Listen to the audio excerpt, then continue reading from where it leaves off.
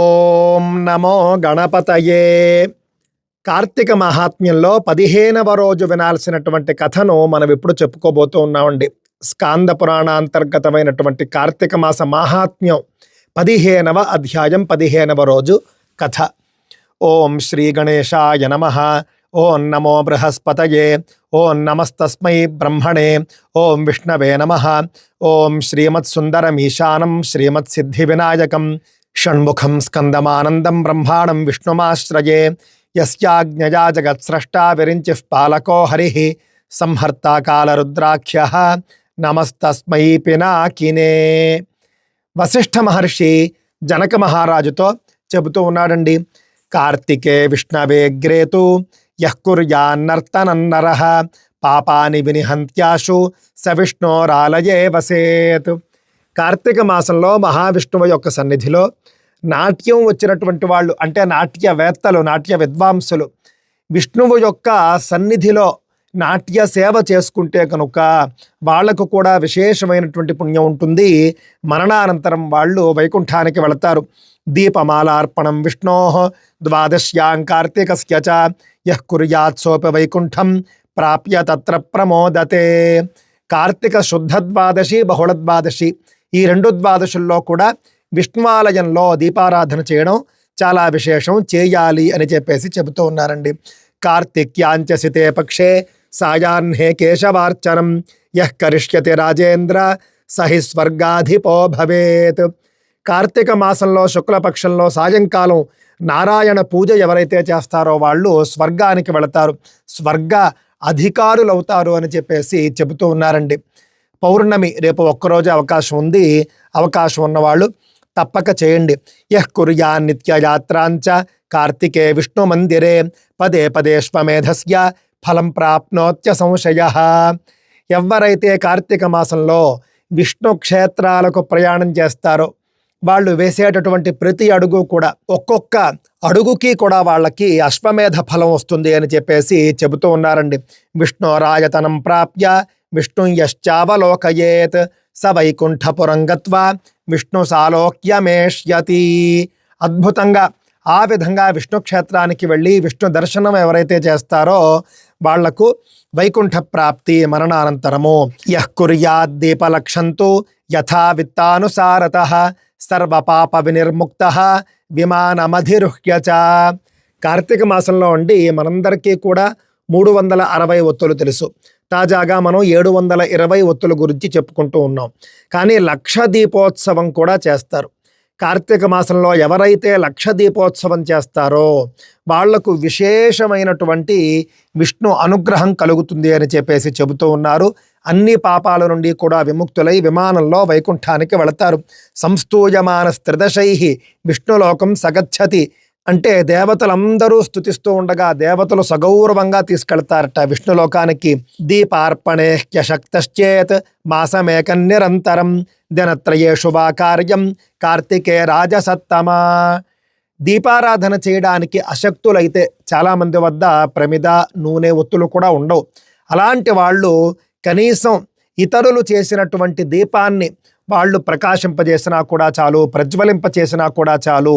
ఇతరులు ఎవరైనా దీపారాధన చేశారనుకోండి కార్తీక మాసంలో, వాళ్ళు పెట్టినటువంటి దీపం గాలికి ఆరిపోకుండా, అలాగే ఒత్తు లోపలికి వెళ్ళిపోతే మళ్ళీ పైకి లాగడం ఇత్యాది మార్గాల ద్వారా ఇతరులు పెట్టినటువంటి దీపాన్ని సంరక్షించడం, జ్వలింపజేయడం చేసినా కూడా అద్భుతమైనటువంటి ఫలం వస్తుంది, అద్భుతంగా దైవానుగ్రహం కలుగుతుంది అని చెబుతూ దానికి సంబంధించినటువంటి ఒక పురాణ కథ ఒకటి చెబుతూ ఉన్నారు, ఒక ఇతిహాసాన్ని చెబుతూ ఉన్నారండి. చాలా అద్భుతంగా ఉంటుంది. అత్రేతిహాసం వక్ష్యామి పుణ్యదంకల్మషాపహం పురా సరస్వతీ తీరే రమ్యద్రుమలతాయుతే విష్ణోర్జీర్ణాలయం తత్ర ఆసీదాకల్పకావధి ఆజగామయతి కశ్చిత్ స్నానార్థం కార్తికే శుభే.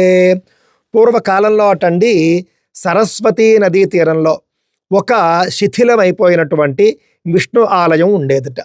సరస్వతీ నదీ తీరంలో దృష్టిలో పెట్టుకోండి. అక్కడికి ఒక యతీశ్వరుడు ఒక ఆయన కార్తీక మాసంలో వచ్చాడండి. వచ్చి ఆ ఆలయాన్ని చూసి బాధపడ్డాడు ఆయన. అయ్యో, ఇది శిథిలమైపోయిందే, ఇక్కడ మనం ఏదైనా సేవ చేసుకుందాము అని చెప్పేసి సరస్వతి నదిలో చక్కగా స్నానం చేసి వచ్చాడు. స్నానం చేసి వచ్చి ఆలయం అంతా కూడా చీపురుతో శుభ్రంగా తుడిచాడండి. నీళ్లతో చక్కగా కళ్ళాపి చల్లి ముగ్గులు కూడా వేశాడు. మొత్తం ఆలయం అంతా కూడా శుభ్రం చేసేశాడు. చేసి చుట్టుపక్కల గ్రామాలకు వెళ్ళి కొన్ని ప్రమిదలు, నూనె, ఒత్తులు తెచ్చుకున్నాడు. తెచ్చుకుని 12 దీపాలు ఈ యొక్క విష్ణు ఆలయంలో ఆయన వెలిగించాడండి. వెలిగించేసి మహావిష్ణువుని పూజించి ఆయన తపస్సులో కూర్చున్నాడు, ధ్యానంలో కూర్చున్నాడు. అలా ధ్యానం చేసుకుంటూ ఉండగా ఎక్కడి నుండి వచ్చిందో కానీ ఒక ఎలుక వచ్చిందండి. అది ఆ ఆలయంలోనే ఎక్కడో ఒక చోట నివసిస్తూ ఉండేది. ఆ ఎలుక బయటకు వచ్చింది. వచ్చి ఒక ఆరిపోయినటువంటి దీపాన్ని చూసింది. ఆరిపోయినటువంటి దీపం, అప్పుడే ఆరిపోయినటువంటి దీపం నుండి ఒక రకమైన పొగ వస్తుంది. ఆ పొగ దానికి ఏదో ఆహార పదార్థం లాగా అనిపించింది. అక్కడికి వెళ్ళిందండి. అక్కడికి వెళ్ళి పొగ వచ్చినటువంటి దీపం వద్దకు వెళ్ళి ఆరిపోయినటువంటి దీపం నుండి ఒత్తిని తీసింది. తిందాము అని, అదేదో పదార్థం అనుకుంది, తినే పదార్థం అనుకుంది. ఆ తీసేటటువంటి వేగంలో అదేమో పక్క దీపంలో పడింది. పక్క దీపం అప్పటికి వెలుగుతూ ఉన్నది. వెలుగుతూ ఉన్నటువంటి ఆ దీపం మీద పడి ఆ ఒత్తు వెలిగింది. దాన్ని మళ్ళీ ఈ ఎలుక తీయబోతే అది వచ్చి మళ్ళీ ఈ ప్రమిదలో పడింది. ఆ విధంగా ఆరిపోయిన దీపాన్ని మళ్ళీ వెలిగించినటువంటి పుణ్యం ఆ ఎలుక సాధించిందండి ఆ రోజున. ఎప్పుడైతే పొరపాటునైనా సరే ఇతరులు వెలిగించినటువంటి దీపాన్ని మళ్ళీ ప్రజ్వలింపచేసిందో, అంటే ఆరిపోగా మళ్ళీ వెలిగించిందో, అప్పుడు మహత్తరమైనటువంటి పుణ్యం ఆ ఎలుకకు వచ్చేసింది. ఆ దీపారాధనకు ముందు ఎలుక ఏం చేసిందంటే ఆహారం కోసం అని చెప్పి ఆలయం అంతా కూడా వెతుకుతూ ఆలయం చుట్టూ ప్రదక్షిణ చేసింది. అంటే విష్ణువాలయం చుట్టూ ఒక ప్రదక్షిణ చేసింది, ఆరిపోయినటువంటి దీపాన్ని వెలిగించింది. ఈ పుణ్యం చేత ఎలుక శరీరాన్ని వదిలి ఒక దివ్య పురుషుడి శరీరాన్ని సాధించిందండి. ఎలుక మాయమైపోయింది. ఆ స్థానంలో ఒక దివ్య పురుషుడు ప్రత్యక్షమయ్యాడు. అక్కడ ప్రత్యక్షమైన తరువాత ఆ యొక్క యతీశ్వరుడు కళ్ళు తెరిచాడండి. కళ్ళు తెరిచి ఎదురుగా ఉన్నటువంటి ఆ యొక్క దివ్య పురుషుడిని చూసి, ఎవరు నువ్వు, ఏమిటి నీ కథ అని చెప్పేసి అడిగాడండి. అడిగినప్పుడు, నేను ఎలుక రూపంలో ఈ ఆలయంలో ఉంటూ ఉండేవాడిని. ఈ విధంగా మీరు వెలిగించినటువంటి దీపం ఆరిపోయినప్పుడు నేను ఆహారం కోసమని చెప్పేసి వచ్చి ఆహార పదార్థం అనుకుని ఏదో చేయబోయి ఏదో చేయగా ఆరిపోయినటువంటి దీపం వెలిగించినట్టయింది. వెంటనే నేను ఈ విధంగా ఎలుక రూపాన్ని వదిలి దివ్య పురుషుడు రూపాన్ని సంతరించుకున్నాను. ఇంకా నాకేమీ తెలియదు. నా యొక్క పూర్వజన్మ కథ ఏమిటో తెలియదు. నేను ఎందుకు ఎలుకగా పుట్టానో తెలియదు. ఇక్కడ ఎంతకాలంగా ఉంటున్నానో తెలియదు. దయచేసి మీరే నాకు మార్గదర్శనం చేయండి. నేను మిమ్మల్ని గురువుగా స్వీకరిస్తూ ఉన్నాను. మీరు నన్ను శిష్యుడిగా స్వీకరించండి. నేను మిమ్మల్ని స్వామిగా స్వీకరిస్తున్నాను. మీరు నన్ను దాసుడిగా స్వీకరించండి అని చెప్పేసి పదే పదే ప్రాధేయపడగా, సరే కూర్చోమని చెప్పి యతీశ్వరుడు దివ్య దృష్టితో చూశాడండి. చూస్తే ఈ యొక్క వ్యక్తి పూర్వజన్మ అంతా కూడా తెలిసింది. పూర్వజన్మలో బాహ్లీక దేశంలో బాహ్లీకుడు అనే పేరు కలిగినటువంటి విప్రుడు, బ్రాహ్మణుడు ఒక ఆయన. ఈయన బ్రాహ్మణుడు అయ్యుండి కూడా ఉపనయనం చేసుకున్నప్పటికీ స్నాన సంధ్యావందనాదులు లేవు, పుణ్యం లేదు, వేదాధ్యయనం లేదు, పుణ్యకర్మలు లేవు, ఏ విధమైనటువంటి సాత్విక జీవనం లేదు, ధార్మిక జీవనం లేదు. ఎలా పెడితే అలా జీవిస్తూ ఉండేవాడండి. అందువల్ల బ్రాహ్మణ జన్మను దుర్వినియోగం చేసుకుని చేయవలసినటువంటి పనులేవి చేయకుండా ఇష్టానుసారము కూడా యథేచ్ఛగా విహరిస్తూ చేయకూడనటువంటి పనులన్నీ కూడా చేసినందువల్ల ఈ విధంగా నీకు ఎలుక జన్మ వచ్చింది. వెంటనే నీకేమీ ఎలుక జన్మ వచ్చి లేదు. ఆ తరువాత నువ్వు నరకంలో చాలా సంవత్సరాల పాటు శిక్షలు అనుభవించావు. ఆ తరువాతనే నువ్వు ఎలుకగా పుట్టావు అని చెప్పేసి ఆ యొక్క యతీశ్వరుడు చెప్పడం జరిగిందండి. నువ్వు చేసినటువంటి అన్ని పాపాలకు కూడా నువ్వు నరకంలో శిక్షలు అనుభవించావు. ఎలుక జన్మలో ఇంతకాలం కూడా శిక్షలు అనుభవించావు. ఇప్పుడు నీకు నువ్వు చేసినటువంటి పుణ్యాన్ని అనుభవించేటటువంటి సందర్భం వచ్చింది కాబట్టి దానికి ఈ యొక్క దీపారాధన హేతువైంది, ఇది మార్గమైంది, ఇది కారణమైంది అని చెప్పేసి మొత్తం అతని పూర్వవృత్తాంతం అంతా కూడా తెలియజేశాడండి. తెలియజేసిన తర్వాత అతను కూడా చాలా సంతోషించాడు.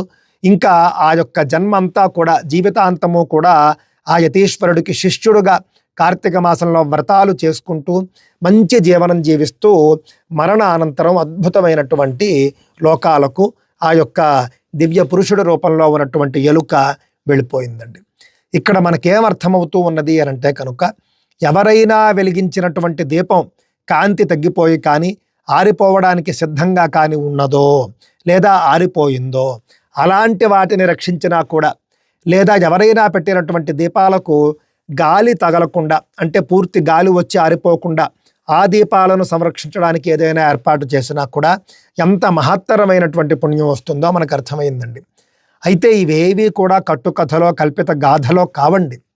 ఈ విధంగా కార్తీక మాసంలో స్నానం చేసిన, పుణ్యస్నానం చేసిన, ఉపవాసం చేసిన, కార్తీక సోమవారం వ్రతం చేసిన, పౌర్ణమి నాడు 720 దీపాలు వెలిగించిన, అదే విధంగా ఇతరులు పెట్టినటువంటి దీపాన్ని ప్రజ్వలింపజేసిన, ఆరిపోయిన దీపాలను మళ్ళీ వెలిగించినా కూడా ఎంత పుణ్యం వస్తుంది అని చెప్పేసి మనకు చెప్పే ప్రయత్నం. ఇంకా చాలామంది ఈ పుణ్యకర్మలు, ఈ దానాలు, ధర్మాలు, దీపారాధనలు, స్నానాలు, ఉపవాసాలు చేసి తరించుంటారు. కానీ మనకు కొన్ని కథలే మనకు అందించారండి. కొన్ని లక్షల మంది తరించి ఉంటారు.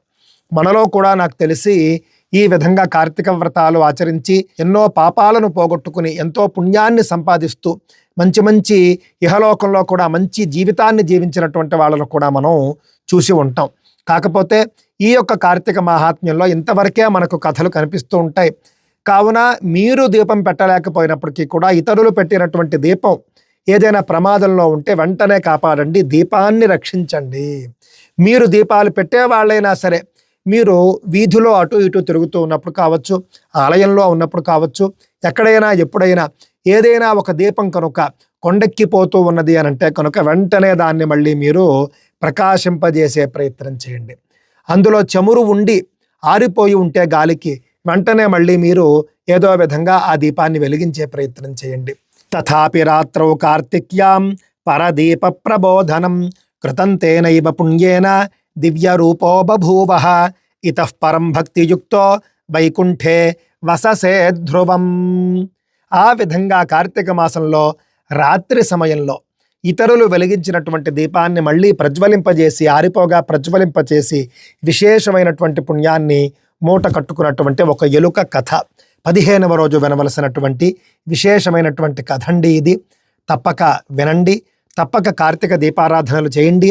ఈరోజు కార్తీక పౌర్ణమి కాబట్టి తప్పక ప్రతిరోజు దీపారాధన చేయని వాళ్ళు కూడా ఈరోజు తప్పక దీపారాధన చేయండి, దీపాల ఆరాధన చేయండి. ఒక దీపమే కాదు, ఎన్ని దీపాల అవకాశం ఉంటే అన్ని దీపాలు పెట్టండి. ఇది శ్రీ స్కాంద పురాణే కార్తీక మాస మాహాత్మ్యే 15వ అధ్యాయః. స్వస్తి.